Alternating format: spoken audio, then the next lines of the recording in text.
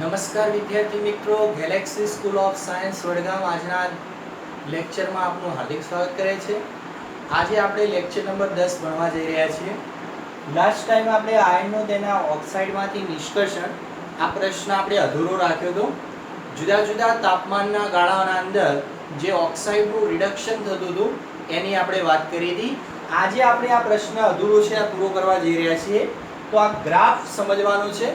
આપણે અગાઉ પણ એલિગ્રામ આલેખ જોયો હતો વિદ્યાર્થી મિત્રો. એના જેવો જ આ એક પ્રકારનો આલેખ છે જેને આપણે આજે સમજીશું. તો અહીં આગળ જેમ આગળ વાત કરી હતી એમ કે ડેલ્ટા G0 વિરુદ્ધ તાપમાનનો આ ગ્રાફ છે, બરાબર, જે આપણે આગળ એલિગ્રામ આલેખ જોઈ ચૂક્યા છીએ. તો આ ડેલ્ટા G0 વિરુદ્ધ તાપમાનનો જે ગ્રાફ છે એના અંદર બે પ્રકારની પ્રક્રિયાઓ વિશે આપણે અહીં સમજવાનું છે. એક છે 2Fe O2 માંથી શું બને છે 2FeO, એટલે કે આયન ઓક્સાઇડ બને છે. પણ આપણે અહીંયા આગળ આ પ્રશ્નના અંદર શું કરવાનું છે કે આયન ઓક્સાઇડમાંથી આપણે ધાતુ એટલે કે આયન પ્રાપ્ત કરવાનું છે. એટલે આ પ્રક્રિયાને જેમ આપણે એલ્યુમિનિયમ વાળી જે પ્રક્રિયા હતી Al2O3 વાળી, એ પ્રક્રિયાને જેમ ઉલટાવતા હતા એમ આ પ્રક્રિયાને પણ આપણે શું કરીશું, ઉલટાઈશું. એટલે શરૂઆતમાં જો આ પ્રકારની પ્રક્રિયા રાખીશું Fe O2 માંથી જો FeO બનાવીશું, એ વખતે જે આ ડેલ્ટા G0 નું જે મૂલ્ય પ્રાપ્ત થાય છે એ આપણે ઋણ પ્રાપ્ત થાય છે. પણ આપણે તો અહીંયા આગળ આ પ્રશ્નના અંદર આયન ઓક્સાઇડમાંથી આયન પ્રાપ્ત કરવાનું છે. એટલે આ પ્રક્રિયાને ઉલટાઈશું અને પ્રક્રિયાને ઉલટાઈશું એટલે માઈનસમાંથી એ મૂલ્ય કેવું કરવું પડશે, પ્લસ કરવું પડશે, બરાબર. એના પછી એક બીજી પ્રક્રિયા છે કાર્બન O2 એમાંથી કાર્બન મોનોક્સાઇડ બને છે, બરાબર. તો આ પ્રક્રિયા તો એમને એમ જ રાખવાની છે. આ પ્રક્રિયાને આપણે ઉલટાવતા નથી. જેમ આગળ એલિગ્રામ આલેખમાં MgO મેગ્નેશિયમ ઓક્સાઇડ વાળી પ્રક્રિયા હતી 2Mg+O2 2MgO, તો એ પ્રક્રિયાને આપણે ઉલટાવતા નહોતા, એમના એમ રાખતા. એટલે આનું મૂલ્ય તો આપણે શું રાખીશું, જે અહીંયા આગળ માઈનસ જે મૂલ્ય પ્રાપ્ત થશે એનું એ જ આપણે રાખીશું, બરાબર. તો અહીંયા આગળ સૌપ્રથમ જો વાત કરીએ તો જેમ આગળ એલિગ્રામ આલેખમાં આપણે વાત કરી હતી કે કાર્બન O2 એમાંથી CO2 પ્રાપ્ત થતો હતો, એ વખતે આપણે એન્ટ્રોપીનું મૂલ્ય પણ મેળવતા હતા. તો અહીંયા આગળ એના જેમ જ આ સીધી રેખાના અંદર જો કાર્બન O2 CO2 આ પ્રક્રિયા દર્શાવેલી છે. અહીંયા આગળ તમને બીજી 3-4 પ્રક્રિયાઓ દર્શાવી હતી, એક એલ્યુમિનિયમ વાળી, મેગ્નેશિયમ ઓક્સાઇડ વાળી, બરાબર. એવી બીજી બે પ્રક્રિયાઓ પણ અહીંયા આગળ આપણને દર્શાવેલી હતી. અહીંયા આગળ માત્ર 3 જ પ્રક્રિયાઓ આપણને દર્શાવેલી છે. તો એ 3 પ્રક્રિયાઓમાંથી આ બે પ્રક્રિયાઓ વિશે આપણે આજે આ ગ્રાફના અંદર અભ્યાસ કરવાનો છે. તો અહીંયા આગળ જો વાત કરીશું તો સૌપ્રથમ અહીંયા આગળ જે આ આયન ઓક્સાઇડ એટલે કે અહીંયા આગળ સૌપ્રથમ જે 2Fe O2 એમાંથી શું બને છે 2FeO બને છે. જ્યારે આમાંથી કાર્બન O2 એમાંથી કાર્બન મોનોક્સાઇડ બને છે. તો આપણે અગાઉ વાત કરી હતી આયનનું ઓક્સાઇડના નિષ્કર્ષણના અંદર કે જુદા જુદા તાપમાનના ગાળામાં આયન ઓક્સાઇડનું જે આપણે રિડક્શન જે કરવાનું છે અને એ ઓક્સાઇડમાંથી જ્યારે એનું રિડક્શન કરીશું ત્યારે આપણને જે ધાતુ પ્રાપ્ત થવાની છે આયન ધાતુ, તો એના માટેની જે વાત છે. તો અહીંયા આગળ સૌપ્રથમ આપણે જો આ ગ્રાફના અંદર ડેલ્ટા G0 વિરુદ્ધ જે તાપમાન વિરુદ્ધનો જે આલેખ છે એ આલેખના અંદર જે આ બે પ્રક્રિયાઓ જે આપણને દર્શાવી છે એ આ પ્રક્રિયા છે સૌથી ઉપરના ભાગે છે, જ્યારે આ જે પ્રક્રિયા છે કેવી છે, સૌથી નીચેના ભાગે છે. અને આ બંને જે રેખા વક્ર છે અથવા રેખાઓ જે છે એ અહીંયા આગળ 800°C તાપમાન એટલે કે 1073 કેલ્વિન તાપમાને અહીંયા આગળ પ્રતિછેદન કરે છે. આ બંને રેખાઓ, બંને ગ્રાફની રેખાઓ જો આ એ FeO વાળી અને કાર્બન મોનોક્સાઇડ વાળી અહીંયા આગળ શું કરે છે, પ્રતિછેદન કરે છે. તો જો સેલ્સિયસમાં મૂલ્ય કેવું હોય તો 800°C છે અને કેલ્વિનમાં મૂલ્ય કેવું હોય તો 1073 કેલ્વિન તાપમાને આ બંને રેખાઓ અહીંયા આગળ પ્રતિછેદન કરે છે. આપણે અહીંયા આગળ ઓક્સાઇડમાંથી જ્યારે આયનનું જ્યારે રિડક્શન મતલબ કરવું હોય એટલે કે એનું નિષ્કર્ષણ કરવું હોય તો આ જે 800°C તાપમાન કરતા જો તાપમાન વધારે લઈશું, કારણ કે આપણે જ્યારે પ્રક્રિયા જોઈ હતી કે જે આયન ઓક્સાઇડ જે છે એ 900 થી 1500 કેલ્વિન તાપમાનના ગાળામાં આ પ્રક્રિયા થતી હતી. આપણે આનાથી એટલે કે 500 થી 800 કેલ્વિન જે તાપમાનનો ગાળો હતો, નીચું તાપમાન હતું, એ દરમિયાન તો આપણને આયન ઓક્સાઇડમાંથી આયન પ્રાપ્ત થતો હતો નહીં. એટલે આપણે આ મૂલ્યને અત્યારે ગણીશું નહીં. ભલે આ બંને વક્રો અહીંયા આગળ પ્રતિછેદન કરે છે બરાબર 800 સેલ્સિયસ છે, પણ આપણે આ મૂલ્યને અહીંયા આગળ વેલ્યુ ગણતા નહીં, પણ આનાથી થોડું તાપમાન શું કરીએ છીએ આપણે વધારીએ છીએ. એટલે જો એ પ્રક્રિયા 900 થી 1500 કેલ્વિન તાપમાને આવી પ્રક્રિયા થતી હતી. આયર્ન ઓક્સાઇડની જ્યારે કોક સાથે પ્રક્રિયા થતી હતી એ દરમિયાન આપણને આયર્ન અને કાર્બન મોનોક્સાઇડ, એટલે આ કોક શું કરતું હતું 900 થી 1500 કેલ્વિન તાપમાનના ગાળામાં કે આયર્ન ઓક્સાઇડનું શું કરતું હતું રિડક્શન કરતું હતું, અને આયર્ન ઓક્સાઇડનું રિડક્શન કરી શું પ્રાપ્ત કરતું હતું આયર્ન પ્રાપ્ત કરતું હતું.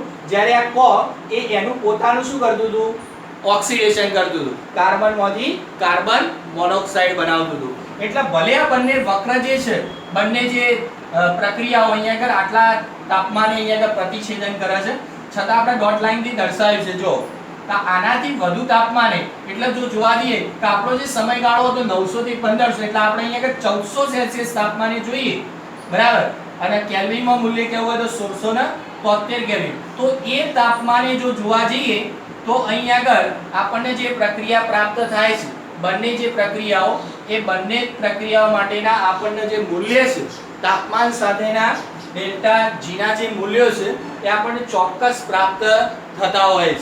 તો આપણે જોઈએ સૌથી પહેલા તો જો આ પ્રક્રિયા માટે જોઈએ કાર્બન પ્લસ O2 એમાંથી શું મળે છે કાર્બન મોનોક્સાઇડ. તો આપણને મૂલ્ય એમ થશે કે આ તો જે પ્રક્રિયાનો આનો વક્ર જે છે એ વક્ર તો આપણને અહીંયા આગળ પ્રાપ્ત થાય છે, એટલે મૂલ્ય તો કેટલું છે આનું જે મૂલ્ય જોવા જઈએ તો આપણને જે મૂલ્ય પ્રાપ્ત થાય છે એ બે પ્રકારના મૂલ્યો છે. 447 છે. તો આ તો જે પ્રક્રિયાની અહીંયા આગળ જાય છે તો આ તો 300 આગળ મળે છે, એટલે કે 300 અને 400 ના વચ્ચે મળે છે મૂલ્ય, બરાબર.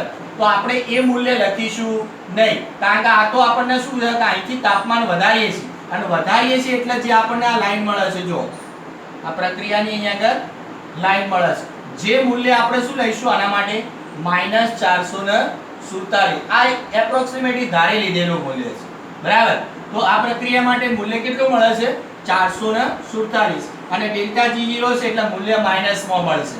જ્યારે આ પ્રક્રિયા માટે જોવા જઈએ તો અહીંયા આગળ આમ જોવા જઈએ તો આ તો મૂલ્ય કેટલા વચ્ચે મળે 400 અને 500 ના વચ્ચે આયર્ન ઓક્સાઇડ વાળું, પણ એ મૂલ્ય નહીં લઈએ, પણ અહીંથી આપણે જો આ રેખા અહીંથી આમ જાય છે તો આ જે મૂલ્ય આપણને અહીંયા આગળ પ્રાપ્ત થાય છે એ કેટલું મળે છે 341 મૂલ્ય મળે છે.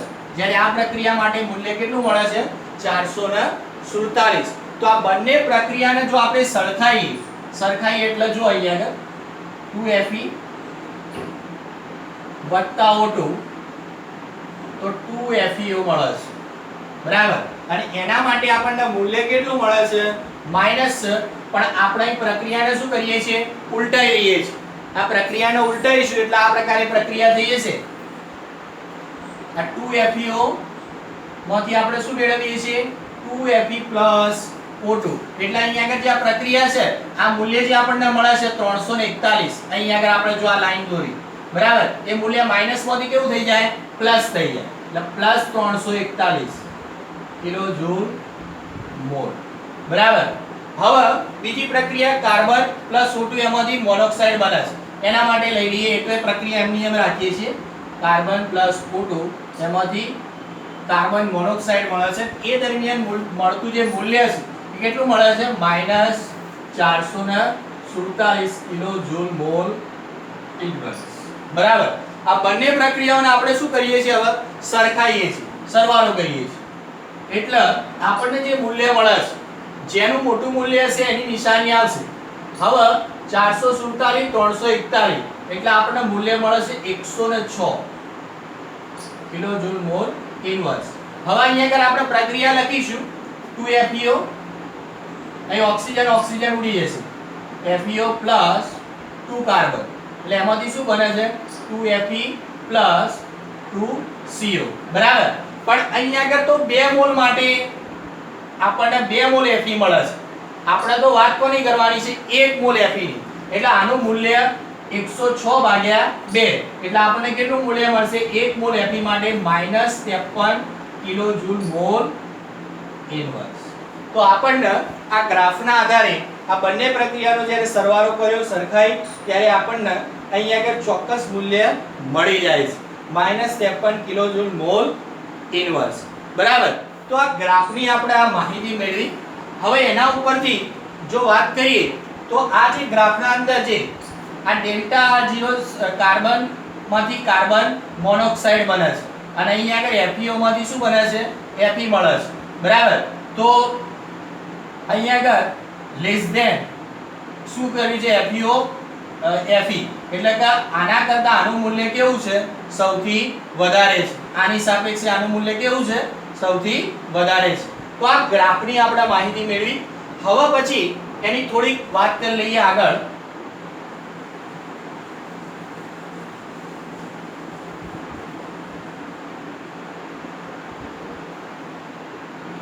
હવે વિદ્યાર્થી મિત્રો આ વાતભઠ્ઠીમાંથી જે મળતું આયન છે આ વાતભઠ્ઠીમાંથી જે મળતું જે આયન છે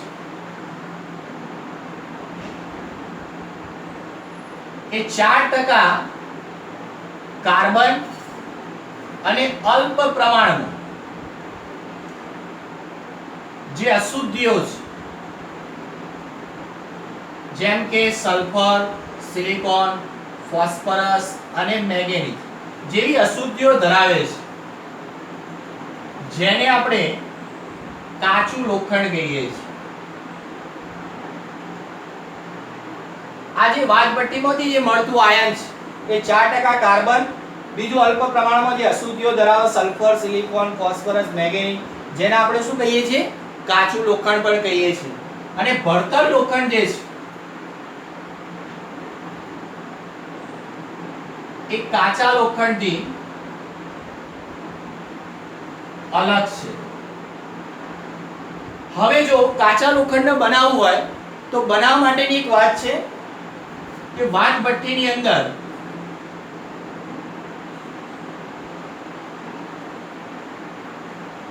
બીજું વાતભઠ્ઠીની અંદર જો વાત કરીએ તો આ કાચું લોખંડ એ લોખંડનો ભંગાર અને કોક બંનેને પીગાળીને બનાવાય છે બીજી વાત કરીએ તો આને કાચા લોખંડને જુદા જુદા આકારમાં ઢાળી શકાય છે જુદા જુદા આકારમાં કાચા લોખંડને ઢાળી શકાય કાચું લોખંડ જો બનાવવું હોય તો વાતભઠ્ઠીના અંદર લોખંડનો ભંગાર અને કોક આ બંનેને પીગાળીને આપણે કાચું લોખંડ બનાવી શકતા હોઈએ છીએ એના પછી જો વાત કરીએ તો એના અંદર જો વાત કરીએ કાચા લોખંડના અંદર તો કાર્બનનું જે પ્રમાણ છે એ કાર્બનનું પ્રમાણ 3% છે અને આ કાચું લોખંડ એ સખત અને બરડ હોય છે વિદ્યાર્થી મિત્રો આટલી બાબત યાદ રાખજો કે આયન એ 4% કાર્બન વાતભઠ્ઠીમાંથી મળતું આયન 4% કાર્બન ધરાવે કેટલીક અશુદ્ધિઓ ધરાવે સલ્ફર સિલિકોન ફોસ્ફરસ મેંગેનીઝ જેવી જેને આપણે કાચું લોખંડ કહીએ છીએ ભળતર લોખંડ છે એ કાચા લોખંડથી અલગ છે જ્યારે આ બનાવવું હોય કાચું લોખંડ ત્યારે વાતભઠ્ઠીની અંદર એક કાચું લોખંડ બનાવવા માટે લોખંડનો ભંગાર અને કોક આ બંનેને પીગાળીને બનાવાય છે અને એને જુદા જુદા આકારમાં એ કાચા લોખંડને આપણે ઢાળી પણ શકીએ છીએ અને છેલ્લે કાર્બનનું પ્રમાણ જે છે કાચા લોખંડમાં 3% છે જ્યારે સખત અને બરડ પણ હોય છે એના પછી આપણે બીજો તબક્કો જોયો હવે છેલ્લો તબક્કો શુદ્ધિકરણ જોઈ લઈએ આપણે 3 તબક્કા જોયા હતા પહેલું ભૂજન અને કેલ્સિનેશન જોયું હતું બીજું રિડક્શન અને પ્રદ્રાવણ જોયું હતું જે બીજો તબક્કો અહીં પૂરો થાય છે અને ત્રીજો તબક્કો જે છે શુદ્ધિકરણ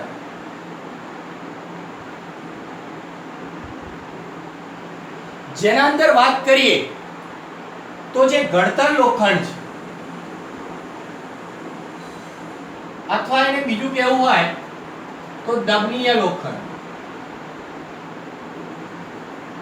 એ લોખંડનો વેપારી ધોરણે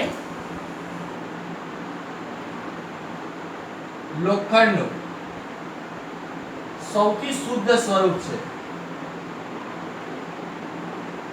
આમ તો લોખંડના 3 પ્રકાર છે ઘડતર બળતર અને કાચું લોખંડ આમ તો બે જ ઘડતર અને બળતર પણ ઘડતર લોખંડ અથવા દબનીય લોખંડ વેપારી ધોરણે લોખંડનું કેવું છે સૌથી શુદ્ધ સ્વરૂપ છે હવે જો વળતર લોખંડમાં હિમેટાઇટનું પડ ચડાવેલી પરાવર્તનીય ભઠ્ઠીમાં અશુદ્ધિઓનું ઓક્સિડેશન થાય છે. ઘડતર લોખંડના અંદર જો આ ઘડતર લોખંડ બનાવવું હોય તો હિમેટાઇટનું પડ ચલાવેલી પરાવર્તનીય ભઠ્ઠીમાં અશુદ્ધિઓનું શું થાય છે? ઓક્સિડેશન થતું હોય છે. અને અશુદ્ધિઓનું જ્યારે ઓક્સિડેશન થાય છે ત્યારે જો વાત કરીએ તો હિમેટાઇટ એ હિમેટાઇટમાં રહેલું કોક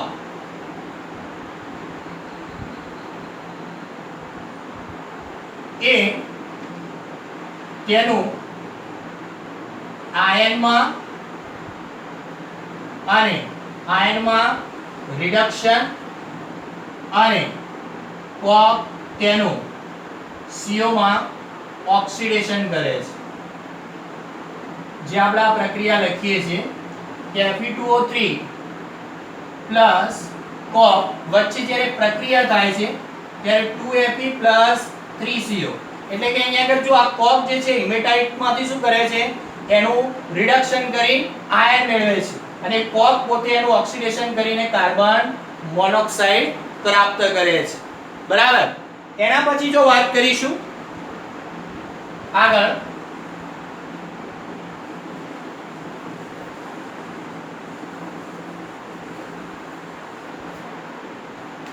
લાઇમસ્ટોન જે છે એના અભિવાહ તરીકે જ્યારે ઉમેરીએ છીએ આપણે વાદ ભઠ્ઠીમાં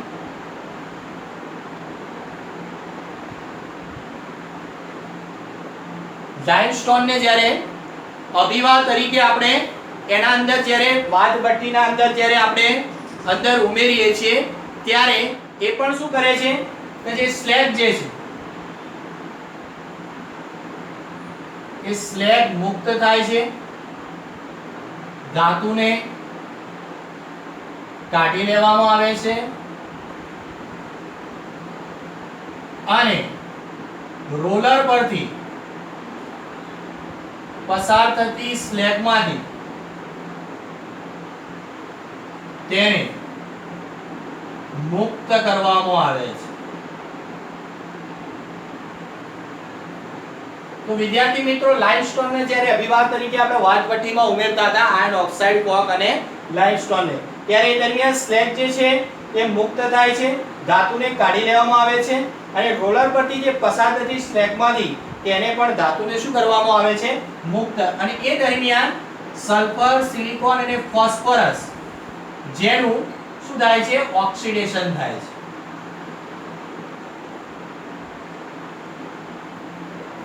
બરાબર. એ દરમિયાન સલ્ફર, સિલિકોન, ફોસ્ફરસ જેનું શું થાય છે? ઓક્સિડેશન થાય છે. બરાબર. અને છેલ્લે આયનના ઉપયોગો તમારી બુકમાં આપ્યા નથી પણ આપણે અહીંયા આગળ લખીને સમજી લઈએ છીએ. આ જે આયન પ્રાપ્ત થાય છે એના ઉપયોગો છે કે ઘડતર લોખંડ એ લોખંડનું સૌથી શુદ્ધ સ્વરૂપ છે. બીજી વાત કરીશું તો આ ઘડતર લોખંડનો ઉપયોગ છે કે સ્ટવ બનાવવા, રેલવેના પાટા, ગટરના પાઇપ અને રમકડા બનાવવા એનો ઉપયોગ થાય છે. આ ઘડતર લોખંડમાંથી આપણને ભડતર લોખંડ પણ બનાવી શકાય છે. બરાબર. તો એ ભડતર લોખંડના જો આપણે ઉપયોગ કહીએ તો એ ભડતર લોખંડના ઉપયોગ તો તાર, પછી સાંકળ, ખેતીવાડીના સાધનો જે બનાવવા એનો ઉપયોગ થતો હોય છે. તો આના ઉપયોગ છે ઘડતર લોખંડ એ લોખંડનું સૌથી શુદ્ધ સ્વરૂપ એ આપણે આગળ પણ જોયું. સ્ટવ બનાવવા, રેલવેના પાટા, ગટરના પાઇપ, રમકડા બનાવવા એનો ઉપયોગ થાય છે. જ્યારે ભડતર લોખંડનો તાર, સાંકળો બરાબર, ખેતીવાડીના સાધનો આ બધું બનાવવા એનો ઉપયોગ થતો હોય છે. તો વિદ્યાર્થી મિત્રો આજે આપણે આ આયનનું તેના ઓક્સાઇડમાંથી નિષ્કર્ષણ આ પ્રશ્ન આજે આપણે પૂરો કર્યો છે. હવે આગળ કોપર અને ઝિંકનો પ્રશ્ન ભણવાનો છે આના પછીના લેક્ચરમાં. નમસ્તે.